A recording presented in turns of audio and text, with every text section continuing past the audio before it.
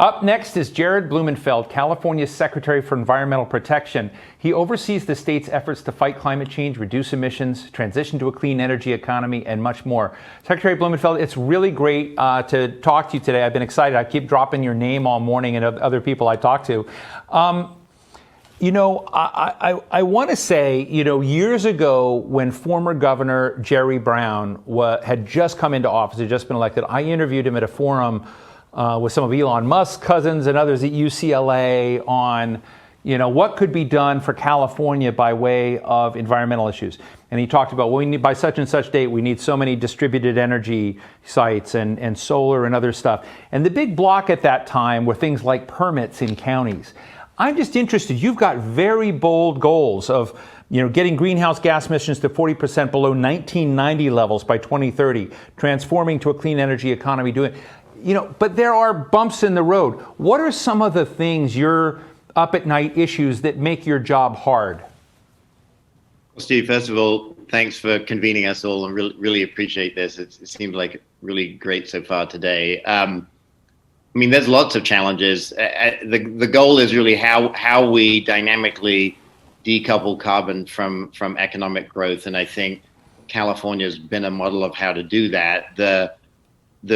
Both the spirit that Mindy was just talking about with the companies in California like Apple and others have really helped us move in the direction. So big, audacious goal setting is something that I think we are known for. But the implementation is where the rubber hits the road. And to your point, none of these laws are as good as or worth anything unless we can show that they're being implemented. So really tracking whether it's our climate goals, which really adopt a portfolio approach, and that portfolio there is no silver bullet on this. We have to do everything from energy efficiency all the way through renewable portfolio standards, all the way through our goals on zero emission vehicles sales by 2035. So, when you look at the local level, it's often very complex for developers. For instance, I was just talking to folks who are looking at how to put in electric vehicle charging stations along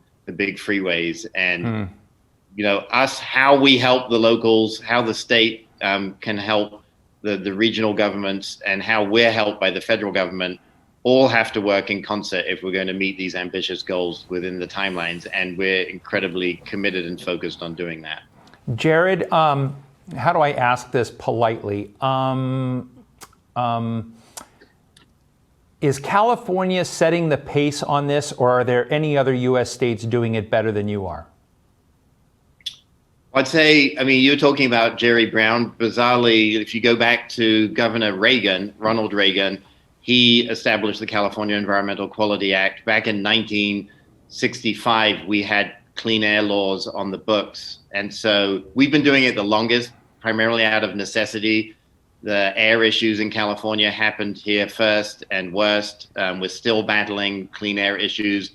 To your point that you were just talking to Mary about, we have some real rubber hits the road issues when it comes to the impacts of climate change. Drought led to millions of trees dying in the state that have led to catastrophic wildfires. Our agency, CalEPA, spent last year $2.5 billion just cleaning up from the wildfires. So this is not an academic exercise in California. Our citizenry, our companies are all saying we need to do more faster. And our governor and legislature are all very focused on how to do that. So I think there's an imperative that we feel in California and a constituent base that's willing to take bold, strong action. So I'd say we've done it the longest on energy efficiency. We started back in the 1970s. So when we have countries come, China, India, the European Union, they're really looking at those implementation blocks. How do you get an energy efficiency program that works? So we're using about the same amount of energy now as we were per capita in the 70s. And it's through intentional design and bringing industry and the utilities and everyone along for that journey. How do you get an equilibrium of understanding or a working relationship with the fossil fuel energy sources, the oil and gas industry. Many people don't know that California is huge in those areas as well. You've got Chevron out there, but you've got oil and gas production in the states. So how do you, how do you get what often people get, characterized as an uncomfortable set of realities, but how do you make them work? We're all in this together, and I think the energy companies in California, I was just talking to Phillips 66 that has a refinery in Rodeo. They're going to switch to become the world's largest renewable energy biofuels refinery. And so there's a journey. Everyone's on that journey together. Phillips 66 this is Phillips from Bartlesville, Oklahoma, where my family was from. They're going to do this? Yeah, Phillips 66. And basically they look at the economics, they look at the trend lines, and industry executives from oil and gas are thinking about how to diversify their companies to become energy companies, not just fossil fuel companies. We're looking at how we plan just transition for the employees, and really looking at the equity of the communities that have been affected by facilities. So the reason that I'm really happy that you're hosting today and that it's a broad coalition of different folks speaking on these issues is, if we just speak to the converted, we're not going to get where we need to go. We need everyone along for the journey. So when I talk to Chevron, they're incredibly excited by direct air capture of carbon. They're looking at carbon sequestration, utilization, and storage. They're thinking about how can they, with their engineering and technical background, be part of the solution. Everyone has to be part of the solution. And I think California's role is to show how that dialogue can unfold. I've talked to Governor Newsom about this a couple of times, particularly when he was lieutenant governor, and I know what a priority this is for him. I'd also talked to Governor Schwarzenegger, who was, I think, in his era, more than any other governor that I can think of, and along with Mike Bloomberg, who'd been a mayor, these were global ambassadors from America on climate and kind of urban policies that work within this space. And so California had a very distinctive profile.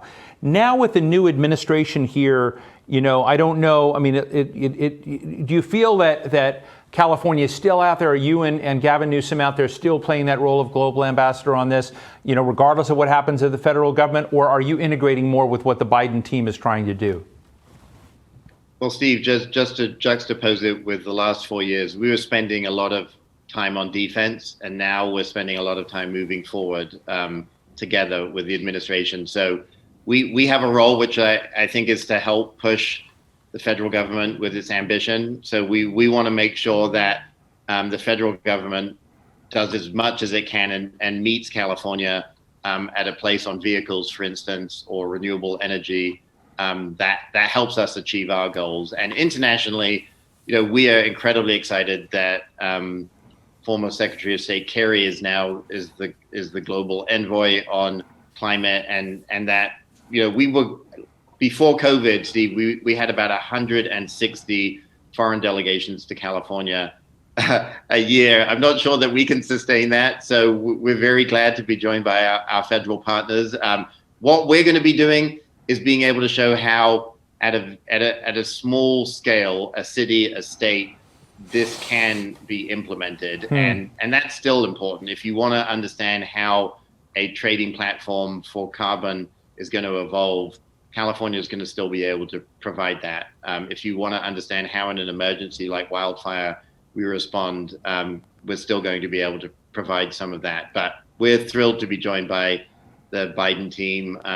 They're really leaning in and pushing hard, and our job is to support them in any way that we can. Can I squeeze in one really quick final question? I'm really enjoying this. One of the questions come up a lot in topics, and I don't want to shirk it, but just get a short, profile from you on this, is the question of like digital equity, digital fairness, decreasing inequality, and a lot of that's energy infrastructure, and a lot of that's racial, black and brown communities, and other communities that have just not been part of the system. As we look at retrofitting, the country, infrastructure, et cetera, bills like this can be about a lot of things. They can be about jobs. They can be about climate. Can it also be about decreasing some of these inequalities and divides in the country, or is that too much of a lift? It has to be, Steve. I mean, we have to lift up all boats with this next infrastructure bill. And whether it's building out our drinking water infrastructure or our transportation infrastructure or broadband, as you say, broadband connects to everything. In California, the vehicle miles traveled increase because of home costs and those prices. And if you can get people to do remote work or remote learning better, which is what we've really learned from the pandemic, that in and of itself exposes the digital divide. And so broadband is incredibly important to bridging that equity divide. But so is making sure that we have real opportunities and jobs in all the areas. You know, one of them that I'm excited about is making all our school buses electric. That is in the Biden proposal. How do we build those school buses here in California? How do we make sure that the next generation of folks from communities that have been overly burdened, overly polluted, disproportionately polluted, are part of that journey? So we have to make equity the top issue as it relates to how we think about moving to a climate future that's sustainable and capable of life. And for us, that's a goal of 2045. Our next big step in this year is to frame out year by year the policies that will get us to carbon neutrality, but we can't do it unless it's equitable. Unfair question. How many times in the last 2 weeks have you talked to Gavin Newsom? Maybe 6 or 7. That tells me it's a priority for him. Thank you so much. Jared Blumenfeld, Secretary for Environmental Protection in the state of California. Sorry to sneak that last one in, but one time I interviewed a cabinet secretary who hadn't talked to his president for about 3 months, and it kind of told you something right there. So anyway, thank you so much for joining us. Thank you. Take care, and really appreciate you bringing us all together. Thank you.